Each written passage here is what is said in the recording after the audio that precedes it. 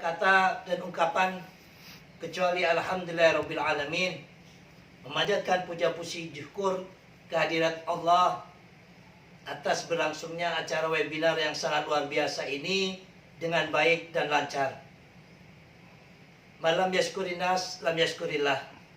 Barang siapa tidak bisa bersyukur kepada manusia, maka tidak bisa bersyukur kepada Allah. Maka pada kesempatan yang sangat luar biasa ini, kami sangat berterima kasih dan memberikan penghargaan yang setinggi-tingginya kepada semua narasumber. Wabil khusus kepada Ahil Karim Ibnul Karim Gus Nuril selaku tokoh Islam wasatiyah, Islam religius nasionalis, mulai dari awal reformasi yang Gus kenal, dan sering sekali Gus Nuril termasuk saya sendiri dikafir-kafirkan gara-gara kita sering berkumpul dengan komunitas lintas iman. Tetapi bagi kami, kalau dikafirkan ya monggo, nanti sholat maghrib saya baca asyhadu alla ilaha illallah, Islam lagi. Keislaman kita Allah yang menentukan, bukan orang lain. Terima kasih juga kepada Habib Zain Segaf. Beliau ini Habib yang sangat nasionalis, sama dengan akhi fillah Habib Ja'far Shadiq yang senantiasa bersama kita di agama cinta. Dan juga tidak lupa kepada Ahil Karim Ibnul Karim Kiai Haji Saiful Bahri, Kiai seperjuangan mulai awal-awal reformasi dulu, menyelamatkan Thariqat Jatmi dan menghidupkan Jatman bersama-sama di saat Thariqat ini karena dikooptasi oleh Golkar sehingga hancur namanya. Kita mencoba lari ke sana kemari untuk tetap terus menghidupkan Thariqat ini.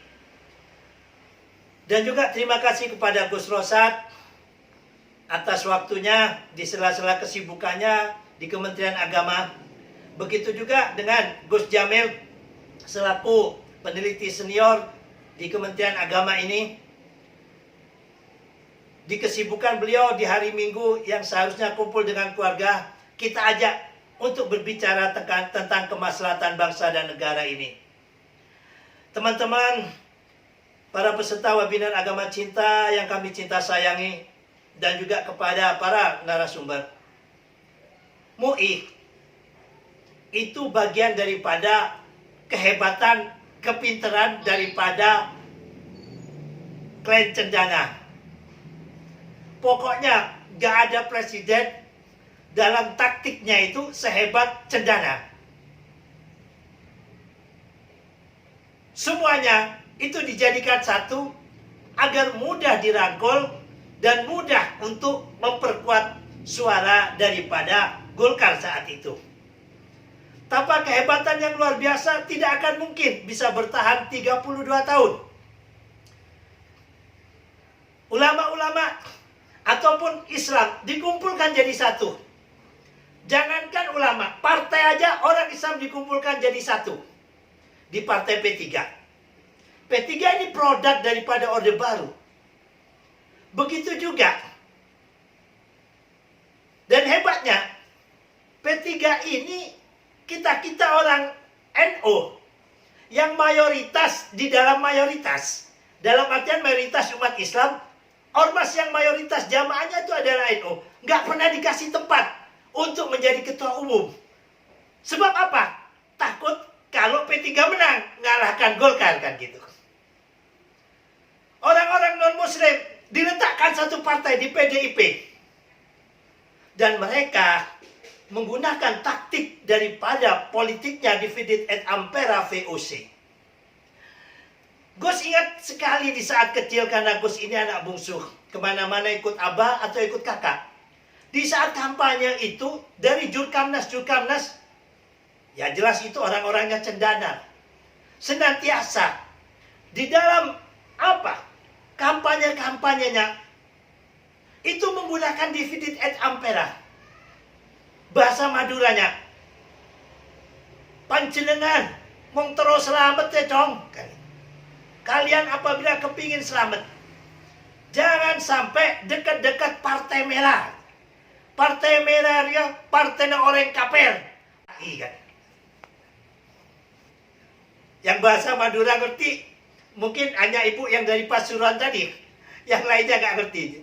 Jadi kalau kepingin selamat dunia akhirat, jangan dekat-dekat Partai Merah. Partai Merah ini partainya orang kafir gitu. Partainya orang kafir dan partainya anak-anaknya PKI. Jadi kehidupan dividend et impera itu dipelihara oleh elit kita. Dan termasuk juga di Banten dan di daerah Tapal Kuda. Jangan berharap ya di daerah Madura ini nyalon PDIP kalau nggak betul-betul punya ketokohan itu bisa menang. Karena 32 tahun anak-anak bangsa yang ada di sana itu dicekokin begitu. Partai Merah ini partainya orang kafir, anak-anaknya PKI, partainya anak-anaknya PKI. Ini hebatnya Pak Harto. Juga termasuk permasalahan yang kita bicarakan saat ini, yaitu tentang MUI. MUI ini salah satu corongnya pemerintah saat itu. Yang mana Pak Harto ini antara takut, segan, dan lain sebagainya terhadap NU. Tidak mau, tidak kepingin. NU yang saat itu telah diadu domba. Yang awalnya kata Abahnya Gus, kita saat itu bersatu di dalam Nasakom. Waktu pemerintahan siapa? BK, Bung Karno. Nah tahu-tahu nggak tahu gimana ceritanya bisa menjadi diadu domba antara NU dengan PKI ini. Dan NU punya jasa besar di dalam menumpas PKI. Sementara yang jadi presiden adalah Pak Harto.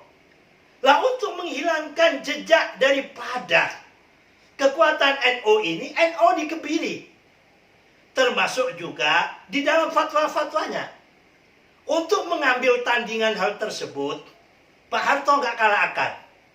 Membentuklah MUI dengan tim mereka. Dikumpulkan kiai-kiai yang notabene di luar NU. Ada NU sebagian seperti kata Gus Nuril tadi, yaitu hanya untuk norok buntek kata orang Madura atau yang ikut-ikutan. Dan di Madura khususnya, waktu Gus kecil, banyak kiai-kiai kampung itu nggak suka sekali dengan kiai-kiai yang tergabung di dalam MUI. Semak-semak aja dong, dia kiainya Golkar kan gitu. Jangan deketin kiai itu kiainya Golkar. Gap semacam ini Gus Nuril ya, itu di Madura dan Tapal Kuda sudah terjadi di saat Gus masih kecil dulu, masih belum mondok di Gontor. Dan terus terang, kiai-kiai yang ada di MUI itu renes-renes. Mungkin semuanya tahu. Lah untuk bikin heller apa ya? Heller itu bahasa Indonesianya penggilingan padi. Itu kalau tidak melalui kiai-kiai MUI ataupun orang-orang Golkar, salah satunya adalah kiai-kiai MUI. Lah ini tidak akan bisa di desa itu bikin heller. Hanya penggilingan padi, apalagi usaha-usaha yang lain itu di zaman Golkar.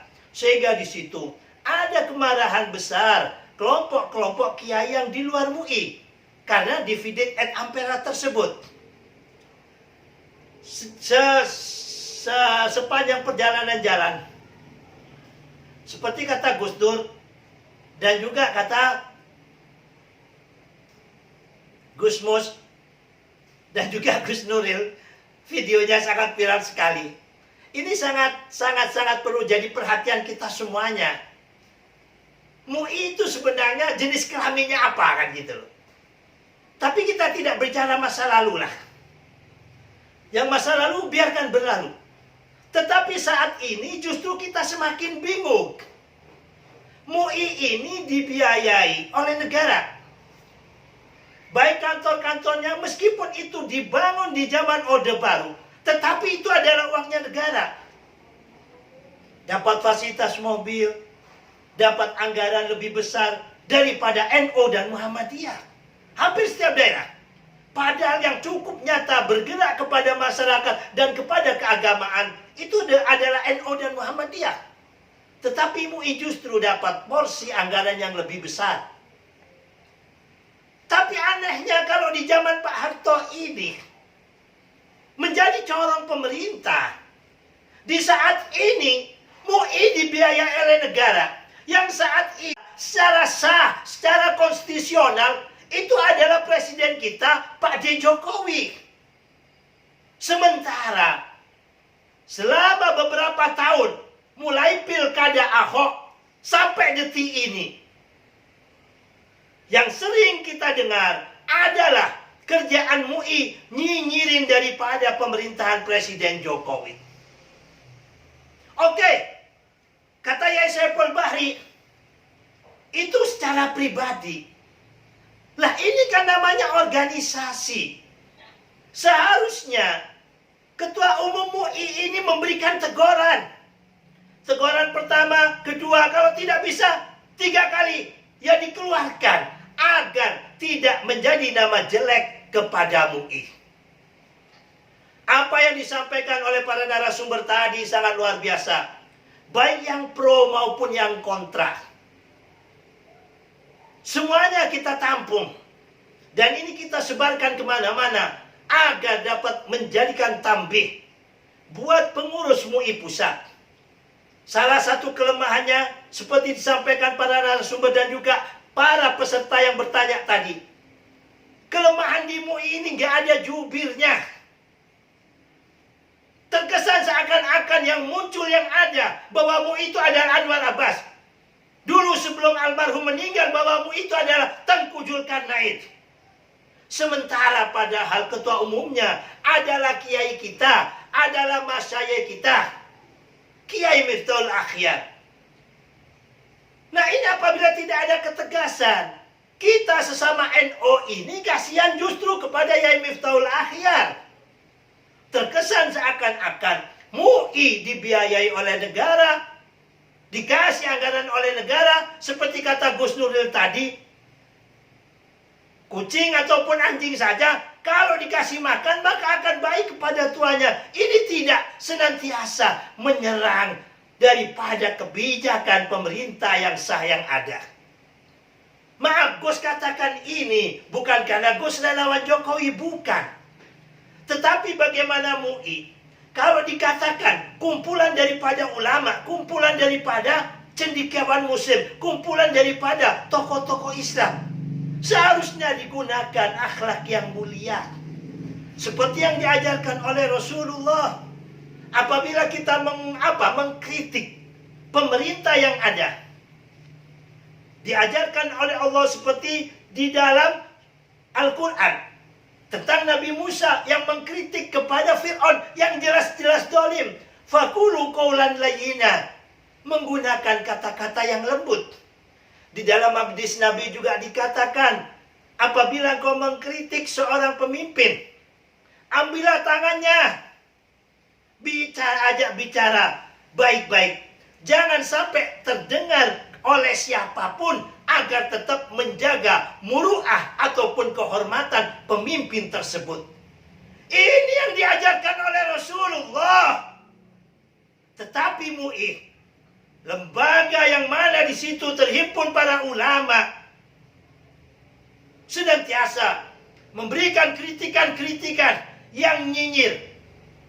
Mengkritik boleh asal dibarengi dengan data. Ini tidak sedikit-sedikit dihantam pemerintahan Presiden Jokowi. Terus siapa yang diikuti? Sementara Rasulullah SAW, kalau kita ngaku Islam, kalau ngaku MUI, kumpulannya ulama, tidak demikian memberikan bentuk kritikan. MUI adalah lembaga yang terhormat. Ada pengurus pusat sampai provinsi, sampai kabupaten, sampai ke kecamatan. Apabila ada sesuatu yang tidak berkenan terhadap pemerintahan Presiden Jokowi, hendaklah menulis surat untuk audiensi. Diajak tokoh-tokohnya untuk berbicara. Bukannya justru seperti kata Habib Jan Segaf tadi, bahwa MUI lebih cenderung membuat suatu bentuk keonaran dalam beberapa tahun ini pada bangsa dan negara ini. Maka dari itu, melalui kesempatan yang luar biasa ini, harapan kami kepada semua pengurus MUI, mulai dari pusat sampai tingkat daerah bahkan kecamatan. Ayo, apa yang disampaikan kritikan oleh warga masyarakat khususnya umat Islam yang ada, ini merupakan suatu bentuk kecintaan kita, masih cinta kepada MUI. Sehingga kita ada perhatian, sehingga kita kepingin MUI untuk berbenah diri. Sungguh sangat membahayakan bagian daripada Komisi Fatwa MUI Pusat kerjasama dengan kelompok teroris JI. Nah, di sini harus introspeksi diri. MUI berani tampil di media massa menyatakan minta maaf atas kehilapan daripada anggota yang ada di pusat, sehingga rakyat menjadi tenang. Tidak dibiarkan begini saja, hanya ada di beberapa di media tapi tidak menjadi viral. Surat daripada MUI yang ada ini, Gus aja baru tahu itu diberi oleh Kiai Sabah, Kiai Saiful Bahri di saat mau webinar ini. Ini seharusnya mereka tampil, mereka menyampaikan minta maaf, justru bukan yang ada Ustadz atau Kiai A inisialnya, disebut inisial atau namanya Gus Nuril ya. Ya, Anwar apa menyampaikan justru bahwa tidak salah dan lain sebagainya. Ada orang yang mengkritik tentang kalau MUI dibubarkan, bubarkan saja Indonesia. Lah ini ulama atau politisi atau provokator. Gus bingung. Banyak sekali yang mempertanyakan tentang keabsahan MUI ini kepada Gus. Daripada Gus menjawab satu persatu daripada pertanyaan teman-teman di WA Gus, maka Gus adakan webinar di Agama Cinta edisi ke-55 ini. Benahi MUI atau bubarkan. Bubarkan ini adalah bahasa tambih. Harapan kita utama bagaimana MUI bisa berbenah diri. Next ke depannya, MUI benar-benar bisa barokah tur barokai. MUI harus punya jubir. Siapa yang diangkat untuk jubir berbicara tentang kemaslahatan bangsa, agama yang ada pada MUI ini. Jangan asal nyinyir daripada pengurus-pengurus MUI yang ada di pusat sehingga menimbulkan kegaduhan pada bangsa dan negara ini. Padahal MUI dibiayai oleh negara. Ya kalau Gus sama Gus Nuril begini mau bicara apa saja kan gitu, gak dibiayai negara, gak paten kan gitu. Ini udah dibiayai negara. MUI di Banten, Gus lihat ada mobilnya kan gitu. Ya, waktu itu diajak dengan Kiai Bunyamin, tulisannya MUI Provinsi Banten. Kan ada fasilitas itu. Kantornya bagus. Mungkin di daerah wilayah-wilayah lain juga demikian. Lah mari, bagaimana Indonesia ini rumah kita bersama. Ayo kita jaga bersama. Jika sekiranya ada kekurangannya pada bangsa ini, Gus umpamakan Indonesia ini bak rumah. Ada di pojokan sebelah kanan gentengnya yang bocor, gentengnya yang retak. Jangan saling menyalahkan. Mari ajak salah satunya untuk mengambil tangga. Yang bisa manjat naik, suruh naik. Apabila gentengnya itu bisa ditata ulang, apabila tidak bisa diturunkan, diganti dengan genteng yang baru. Sehingga Indonesia atau rumah besar kita Indonesia tidak bocor. Bukan saling menyalahkan, bukan saling mencaci maki. Apalagi ini ada pada lembaga yang sangat terhormat, yaitu kumpulannya ulama-ulama atau MUI Majelis Ulama Indonesia. Maka apabila tidak ada pembenahan yang ada, jangan salahkan apabila di antara umat Islam ini banyak yang kecewa terhadap MUI. Orang kecewa atau tidak itu tergantung apa yang kita lakukan. Mudah-mudahan melalui webinar ini dapat menjadikan suatu bentuk tambih bagi MUI agar bisa berbenah diri.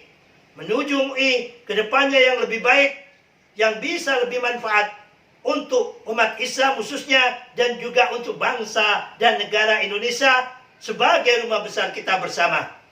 Demikian dari kami, tak ada gading yang tak retak, tidak ada manusia yang tidak punya salah dan khilaf. Kalau ada sumur di ladang, boleh kita menumpang mandi. Kalau ada umur yang panjang, kami minta Gus Nuril khususnya, yang banyak sekali ini penggemarnya, mudah-mudahan ada berkesempatan kembali untuk bisa mengisi di webinar Agama Cinta ini, termasuk narasumber-narasumber yang lainnya, baik itu Kiai Saiful Bahri, ataupun Ustadz Abdul Jamil Wahab, ataupun Habib Zain. Demikian dari kami, billahi taufik wal hidayah, wal ridha wal inayah, wallahu muwaffiq ila aqwamit thoriq. Salam damai agama cinta. Aqulu qouli hada, in wajadtum minni al-khata'at awil wuladat atlubu minkum al-afwa. Assalamualaikum warahmatullahi wabarakatuh.